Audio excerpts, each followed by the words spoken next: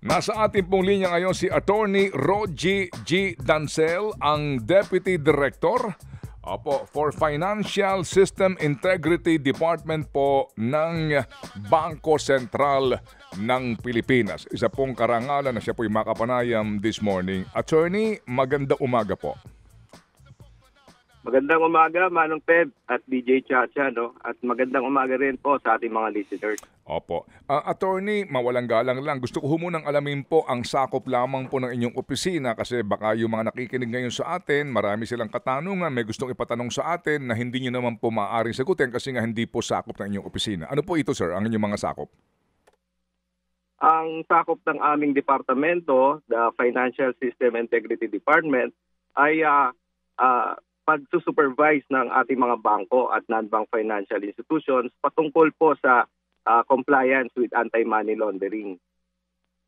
So meaning, po, ang ibig sabihin po dito ay yung pong pagsiguro na ang mga bangko ay sumusunod sa mga panuntunan, lalo na po sa provision ng ating pong Anti-Money Laundering Act. Ano po? Tama po, Manong Ted. Okay. And relevant to this, ang lahat po ng bangko ay may kanya-kanyang officer. Anong tawag doon? Yung integrity and compliance something? Can you educate us, attorney, please? Ang mga bangko ay nangangailangan po na magkaroon ng kanilang mga chief compliance officers po for anti-money laundering. Ayun, Chief Compliance Officer, tama. Opo. So, attorney, ano po bang ating panuntunan sa usapin po muna ng mga deposits para po dito sa mga bangko na ito? Manong Ted, alinsunod po sa prudential requirements ng BSP at ng anti-money laundering laws and regulations para mapanatiling ligtas, maayos at matatag ang operasyon ng mga bangko ukol sa large cash transactions, mapadeposito man o withdrawal. It is expected po na magkaroon ang mga bangko ng kanilang mga internal policies, guidelines at saka threshold limit. At present po, ang mga bangko natin ay mayroon na pong mga internal limits na sinusunod. Ang pag-set ng limits na ito ay naaayon sa kanilang security at liquidity requirements para maprotektahan mismo ang bangko at ang kanilang mga customers. Kino-consider din po, Manong Ted, yung level of daily average transactions ng mga branches para maset ang daily cash balance requirement upang maservisyohan ang mas nakararaming customers, Manong Ted. Opo. Kasi po sa nakagawian ng mga bangko, commercial banks po ito na usually nga po ay ang ating mga kababayan po ay kliyente o depositors. Meron nga po sinasabi, di ba, na parang know your customer rule. Tama po ba na kapag kilala mo na yung kliyente mo, may transaksyon sa iyo lagi, meron na pong kaukulan pong mga regulasyon para sa kanila at doon po sa mga hindi nila kilala? Opo, Manong Ted, importante po sa mga bangko na mapatupad nila yung KYC policy nila na lalong-lalo na yung source of funds at saka source of wealth ng kanilang mga customers. So, mula dong pagkilala nila at pag-profile ng customers nila ay ito po ang kanilang basihan para mag-conduct ng due diligence na mas proper, appropriate sa kanilang mga customers.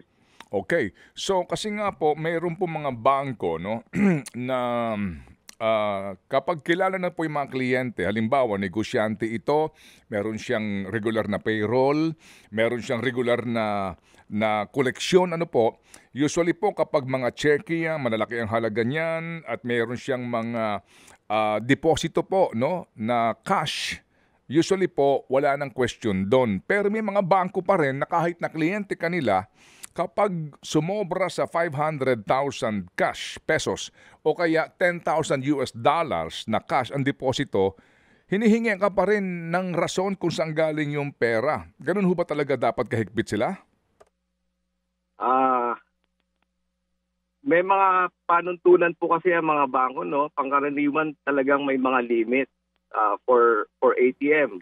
Kunwari, 20,000 to 50,000. For over-the-counter naman po, ay depende po ang limit sa laki ng bangko, sa type of account, sa profile ng customers, at sa purpose at size ng transaction. So, pangkaraniwan po ang threshold ng bangko sa over-the-counter ay 500,000 to 25 million pesos po. Opo. Over-the-counter, 500,000 ang threshold. Ang sinasabi po kasi kalimitan ng mga bangko, di po ba, kapag 500,000 cash, yung iba nga po, 200,000, 100,000 piso, tinatanong na ho yung depositor. Kapag ho hindi kilala, o kahit na ho kilala yung iba, sinasabi po na sabi ng compliance officer namin, dapat namin malaman muna kung saan galing yung pera. Talaga ho bang ganon, kahigpit? Meron po kasing talagang mga customers na merong enhanced due diligence na na sinasabi natin, no, na kahit na po maliit ang transaksyon pero tinag ng bangko ang isang customer na high risk customer. So kapag high risk customer po 'yan, meron pong mas mahigpit na monitoring ng bawat transaksyon ng customer na 'yon. Kasi po depende po talaga yan sa pagpro-profile ng bangko sa kanilang customer. Ngayon, kapag ang isang customer ay isang normal risk o pangkaraniwan sa kanya na mag-transact ng ganitong halaga, expected po sa kanya yon, ay hindi na po pinasa ilalim ng bangko sa kanilang mga validation procedures, Manong Ted. Opo. Attorney, pwede ba namin malaman sa inyo lang pong kaisipan at kaalaman, ano ho ba ang mga tinaguriang high-risk customers? Ang mga high-risk customers ay depende sa criteria na sineset ng mga bangko natin. Ito po ay mga customers na ang kanilang source of wealth ay cash intensive. O kaya they belong to category of high-risk customers according to relevant best practices at jurisdictions, no? So may mga criteria po talaga sa paggrado o pagre-rate ng customers from low, average at high. So depende po 'yan. Kapag naging high risk po yung customer ay mas matindi po ang pag-validate ng transaction niya. So mas mahirap po para sa isang high customer na mag-transact sa isang bangko kapag siya po ay na-tag as high risk. Okay. May sinasabi po kayo na threshold, 500,000 to 25 million pesos. Ano po yung 25 million pesos, sir? Yun po yung maaaring i-withdraw po ng customer per transaction over the counter. Maaaring i-withdraw ng customer per transaction. Opo. Okay, sige. So, yung 500,000, deposit ho ba yun o withdrawal?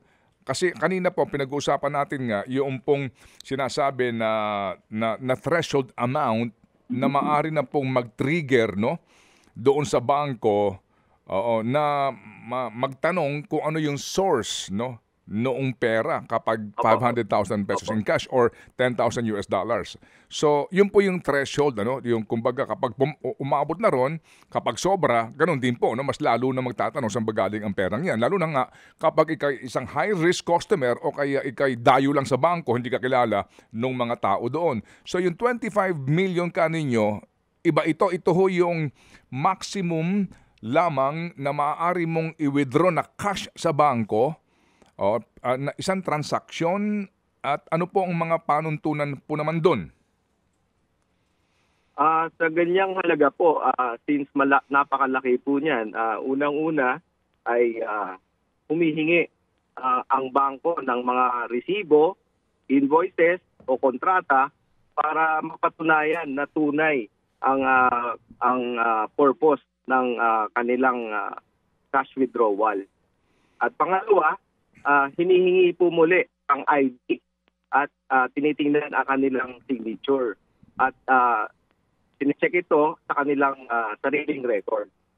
So, ganoon po kadalasan ang ginagawa ng mga bangko. Tapos kapag meron namang representative, ang bangko ay humihingi ng authorization letter with copy of valid ID with signature. At kung minsan po, kadalasan, ang bangko mismo ay tumatawag sa kanilang customer para ma-validate yung transaction.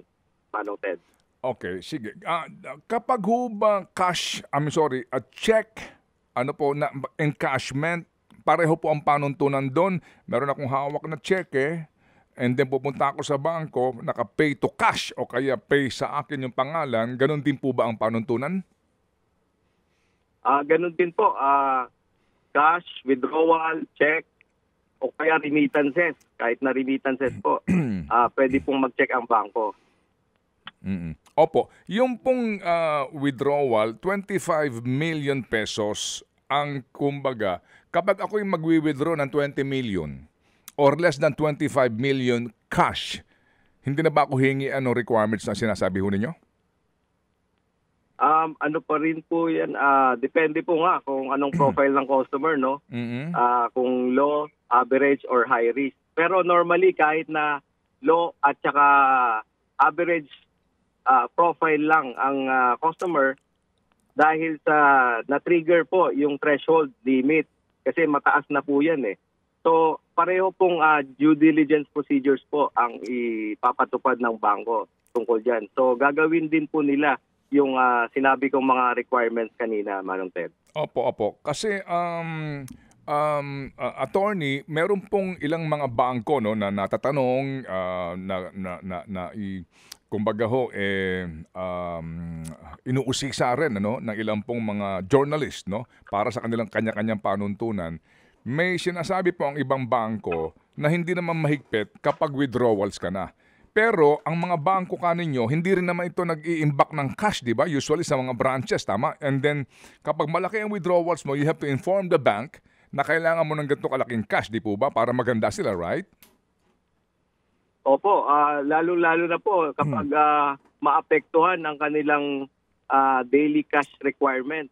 Kailangan po ng advance notice ang bangko kapag merong pong planong mag-withdraw ang isang depositor ng napakalaking halaga. Kasi po maapektuhan po ang kanilang daily cash limit o kapasidad ng kanilang vault para maservisyohan. Kasi hindi lang po isang kliyente ang siniservisyohan ng branches ng mga bangko. Mas marami po. Opo, ano ho ba yan? Bawat ho ba bangko sa kanyang kategorya, no? Kasi Universal Bank, marami ang klase. Bawat bangko, meron kang kategorya kung gaano karaming cash ang dapat na hawak mo daily. Kasi nga, baka may mga withdraw sa'yo ng cash, maubusan ka, magkaroon ng panic. Ganun ho ba? Ganun po, Manong Ted. Kailangan pong sapat ang daily cash requirement at saka balanse ng vault ng bawat branches. Okay, sige. So ito ang inyong binabanggit na 25 million pesos na cash withdrawal, yan po yung threshold na dapat po ay magti-trigger na sa compliance officer na magtanong kung saan gagamitin yung pera. Ganun ho ba yun? Opo, Manong Ted. Kailangan po ng supporting documentary requirements po para mapatunayan na valid ang purpose ng pag-withdraw.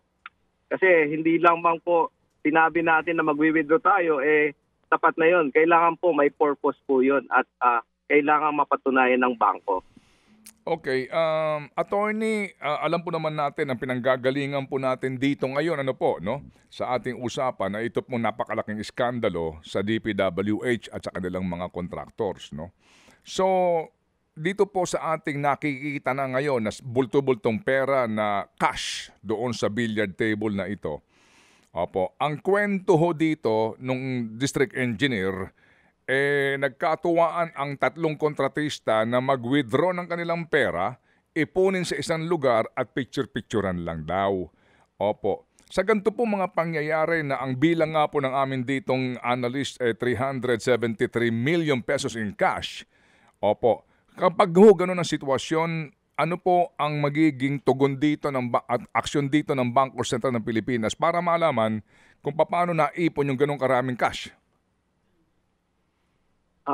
May surveillance activities po na na ginagawa ang Bangko Sentral at meron na pong ongoing investigation patungkol po dyan, Manong Ted. At hindi po tayo kasama po sa investigation na yan, pero I assure you, Manong Ted, that the results of investigation will be reported in public later on, Manong Ted. Opo, sige, naintindihan natin. Particularly po, sino ang nag-iimbestiga nito sa ngayon sa hanay po ng Bangko Sentral? Actually, meron sa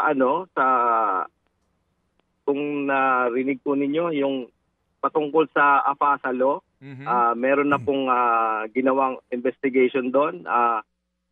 May departamentong nangangasiwa po dyan, yung SAPO, at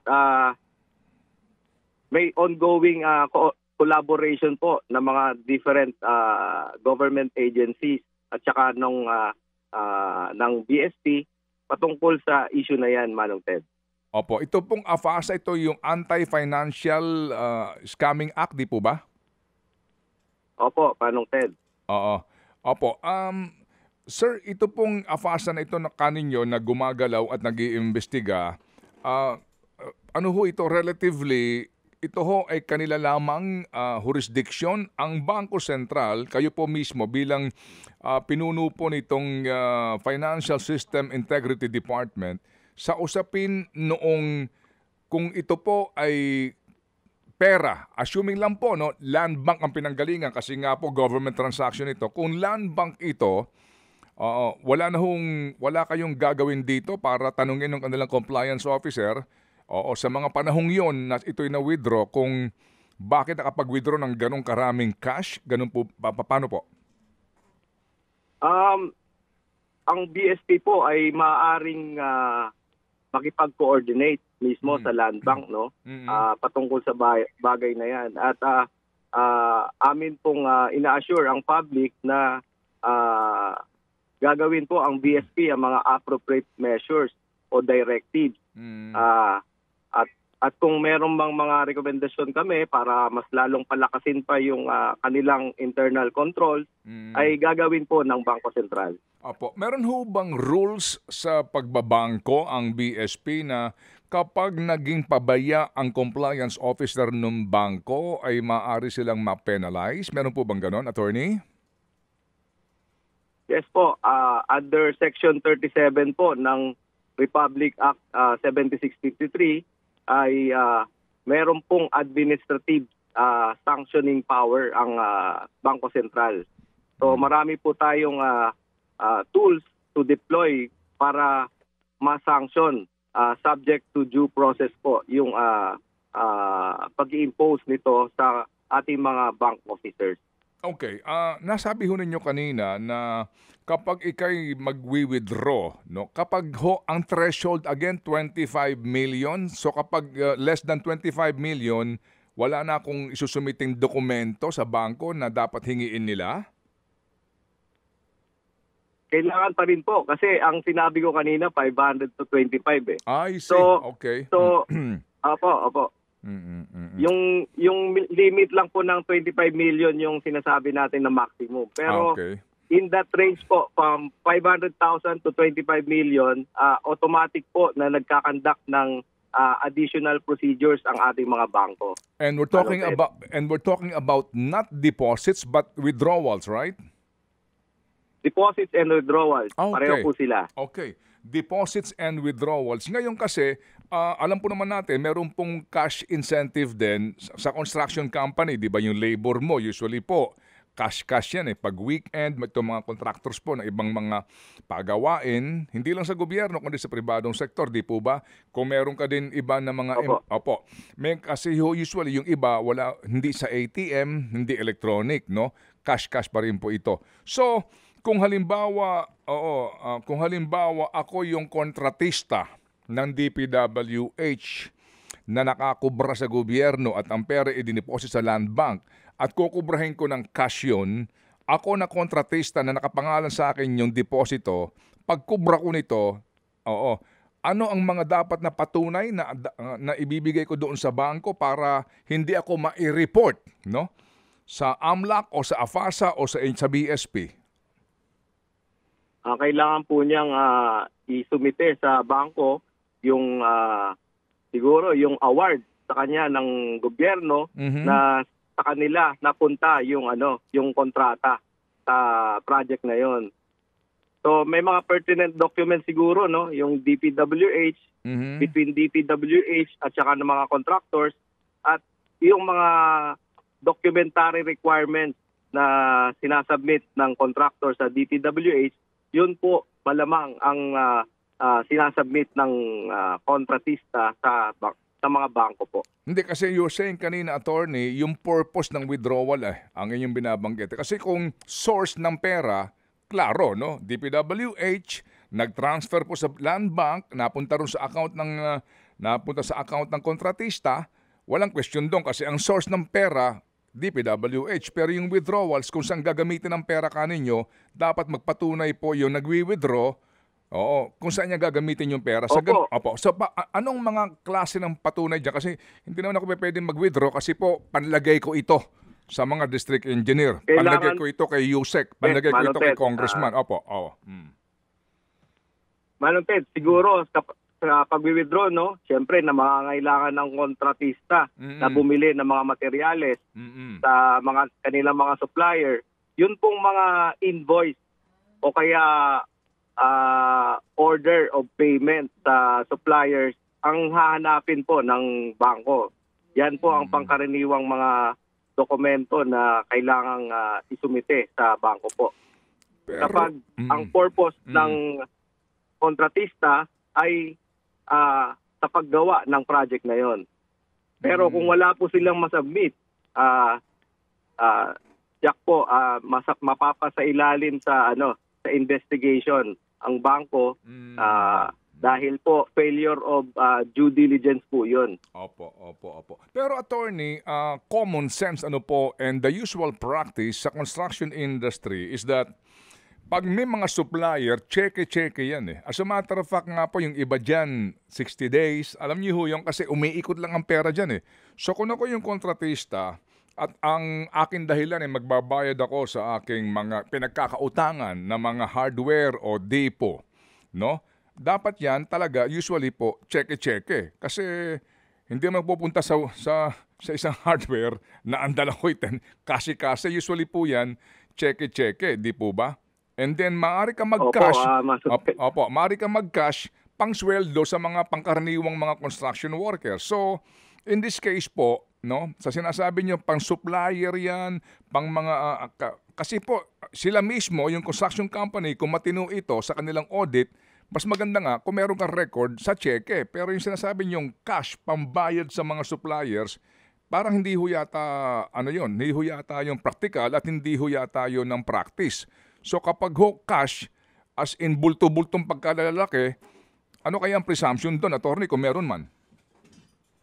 Ang presumption po doon is being in itself po large cash transaction na napakalaki, ay isa pong red flag po yun, Manong Ted. At saka hindi nagdi-deviate na po siya sa usual practice na cheque ang ginagamit, tulad ng sinabi nyo. So sa ganyang circumstance po, Manong Ted, ay maalerto dapat ang bangko at magsagawa sila ng investigasyon kung bakit cash lamang ang ginagamit na transaction ng mga kontratista na yan. Opo. Yung nga po, so kumbaga po, dito ho sa ngayon, kaninyo na inimbestigahan, hindi ganun po ito, di ba? Kasimple at may pananagutan yung mga bangko na pinanggalingan nito pong ating mga nakita na mga cash na ito, na hawak ng mga district engineer sa Bulacan. Opo, Manong Ted. Tama po kayo. Attorney Rogie, doon po sa paliwanag ninyo tungkol dito sa halimbawa pag-withdraw ng mga kilala ng contractors na pwede nating i-considered na high-risk customers, yung sinasabi nyo nga po yung flow of income or yung flow of cash nila liquid. Sir, I don't know kung lahat ng bangko talaga ba. Paano nyo na-check na nanghihingi talaga ng mga sales invoice ng mga materyales, itong mga bangko natin, bago nila ibigay yung pera dito sa ating mga kontratista? Because from what I know, sa mga bangko, pag malalaki yung halaga ng pinapasok ng isang kung galing man yan sa pribadong kumpanya, kapag regular customer na nilang mga ito, hindi na madalas hinihingian itong mga kung ano-anong sales invoice eh. Paano po na-check ng BSP na ganun talaga ang kalakaran at nangyayari? Through our regular examinations po, no, kasama po yan sa scope of examination procedures ng mga examiners natin ng BSP na tingnan kung anong due diligence na pinatupad ang bangko sa kanilang mga customers. Kung high-risk customer po siya, normal po sa bangko na mag-conduct ng additional validation procedures. Kapag hindi po nagawa ng bangko yon, ay masasite namin as findings at may mga karampatang directives o kaya enhanced supervisory action sa mga bangko natin kapag recurring po yung kanilang mga lapses sa pag-conduct ng enhanced due diligence. Anong Ted?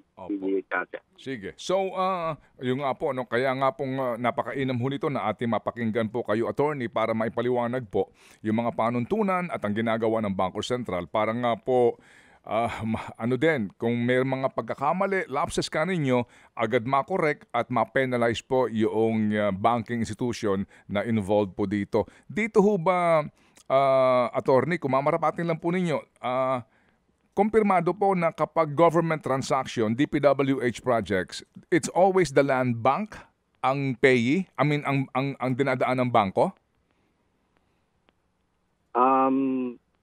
Marahil, no, hindi ko po masyado pang alam yung kung ano yung source of funds, kung land bank lamang, pero may mga nakikita akong na involved din ng mga ibang private bank. Oo, kasi 'di ba usually po kapag yung DPWH, ang pera ng gobyerno usually nasa Land Bank of the Philippines, no? Doon naka-deposit. Yes. Oo, kapag nag-issue kapag nag-issue ng notice of cash allocation ang DBM sa DPWH, it's usually sa land bank mo kukunin yung pera, di po. Ganun po 'yun eh. Opo, Manong Ted. Kayo po kayo, Manong Ted. Kayo po, ang sweldo po ninyo land bank din? Land bank na rin po. Nalipat mula sa PNB. Opo, mula sa PNB. PNB. Opo, yes, opo. Land bank nga kasi, ito ho yung Oo, kaya nga din, ang land bank ay isa sa malaking bangko kasi pera ng gobyerno hawak niya eh. Ngayon, attorney, yung pong may mga bangko tayo natanong din na meron din silang kung tawagin ay mga mga talagang hindi na nila tinatanggap kapag nagde-deposito, pag tinanong saan galing. Kapag galing sa casino winnings, ano ang ruling po dito ng BSP sa deposito? Ang casino winnings, siyempre from gambling, no? So it is automatic high risk transaction yan. So usually nagkakandak ng validation procedures uli ang bangko kung talagang winnings ito sa casino. Manong Ted. So how do you go about it? Kung ikaw yung bangko, paano yon? Paano po yung due diligence doon kapag sinabi ni Juan de la Cruz, ako ay nagdedeposito ng gantong kalaking pera at ito'y panalo ko sa isang casino diyan sa Manila Bay. Ano po ang mga dapat niyang dala na katibayan doon? O anong dapat hingiin po ng bangko? Usually, yung siguro, yung certificate from the casino itself, winning. Ngayon, coming from PAG4. Tapos, kung humigit ng 5 million po yan, ay automatic po na covered transaction report ang isusumite ng bangko sa Anti-Money Laundering Council.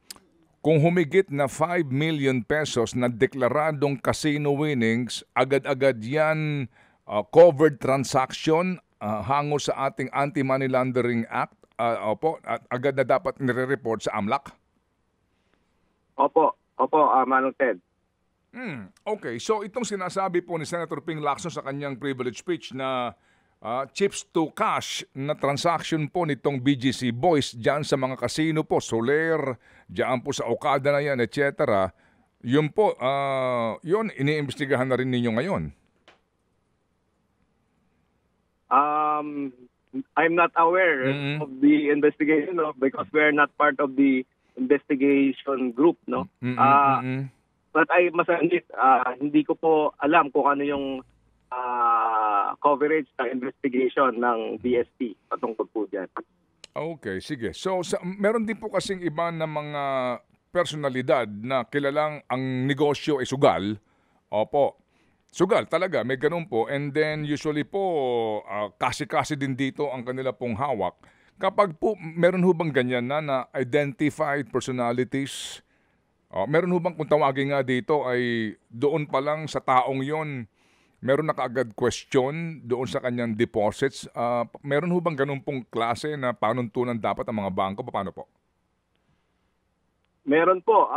Yan ang tinatawag na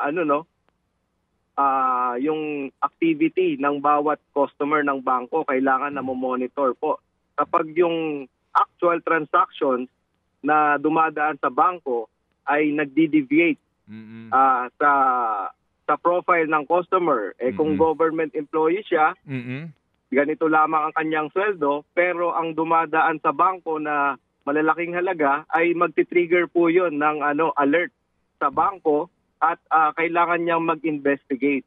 Ngayon, base sa investigation na 'yon, kapag hindi na-satisfy yung validation procedures na pinagawa ng bangko, ay pwede pong i-report ng bangko sa AMLC as suspicious transaction report. And then bahala na ang AMLAC, no ho? Oo, kumbaga. Opo. Iba ba yung AMLAC ngayon sa AFASA team supposed to be? Can you educate us, attorney, please? Yung AMLC po, magba po sila, no? Yung AFASA is under BSP. But the AMLA laws and regulations, ang nagpapatupad po ay ang Anti-Money Laundering Council. So itong AFASA nga, Bangko Sentral ng Pilipinas po primarily, di ba? Ang dito, if I may say, kayo ba ang implementing agency dito? Yes po, Manong Ted. Under the Office of the General Counsel po, yung team na nag-handle ng AFASA. Kasi nga doon sa aming mga announcement dati mula sa bankers associations, they invoke the AFASA law sa mga scamming na nangyayari, di ba? Yung pong mga, alam nyo na, yung panloloko po sa pamamagitan po ng text o email o anuman itong mga link na ito. So that's under AFASA, and then dito po ang umaaksyon dapat Bangko Sentral ng Pilipinas. Tama po kayo, Manong Ted. Okay, so thank you for the education. Meron nga pong isinasuggest si dating Finance Secretary Cesar Purisima na higpitan nga daw po o higpitan yung paggamit o higpitan yung regulasyon sa paggamit po ng cash, kasi ang sinasabi niya talagang cash pa rin daw po ang ginagamit dito sa mga under the table na bigayan, itong mga kickback sa mga government projects. Una, sinabi niya po baka daw pwedeng tularan ng bansa po natin yung ginagawa sa ibang European countries na may limit po dun sa mga high value cash payments po nila. Sa ngayon po ba, nafa-flag o nagbibigay po ba ng flag ang mga bangko, private banks and even land bank kapag may malalaking withdrawals na ginagawa? Sa BSP po? Opo, sir. Opo, Attorney Rogie, mas hihigpitan po ba natin yon moving forward? Kasi sa ngayon po, gaano po ba kahigpit dun sa pag-flag? Actually, ngayon po, DJ Chacha, merong ongoing study o review ng ating mga regulasyon patungkol sa large cash value transaction. Sana po mailabas ng BSP yun within the month, no? At ito po ay magpapalakas at gagawing mas epektibo ang pag-implement ng controls and procedures na ipapatupad ng mga bangko para ma-mitigate o masawata yung mga money laundering risk associated po sa large cash transaction, lalo na yung withdrawal. Oo. Yun pong sinasabi din ni dating Finance Chief na ibaba po ng BSP yung mga denominations po natin ng pera from 1,000 pababa po ng 500 to 200 pesos. Ano pong reaksyon nyo dito? Isasama po natin yan sa study po, no? We will study that and make proper recommendations to the monetary board.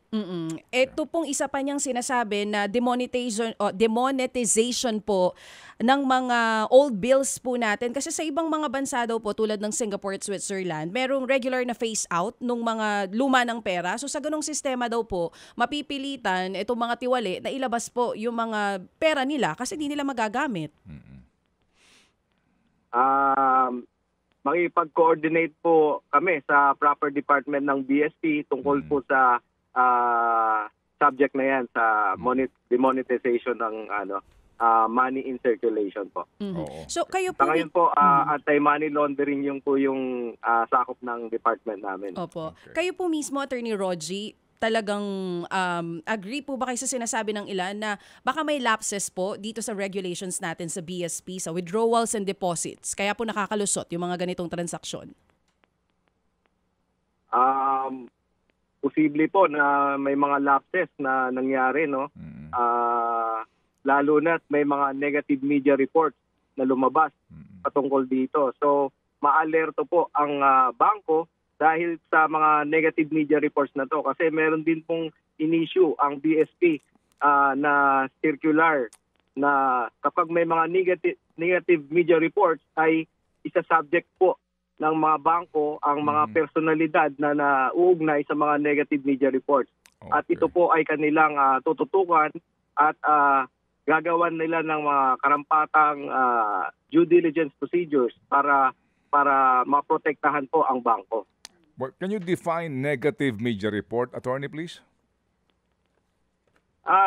The negative media reports are those reports that may be involved in predicate crimes of money laundering. Kapag may mga negative media reports ay requirement po sa bangko na i-identify kung meron silang mga customers na nasasakop ng negative media report. At kanila pong tututukan ito at i-monitor at mag-investigate po, lalo na kapag may mga malalaking transaction na ginawa ang personalidad na yon sa kanilang mga bangko.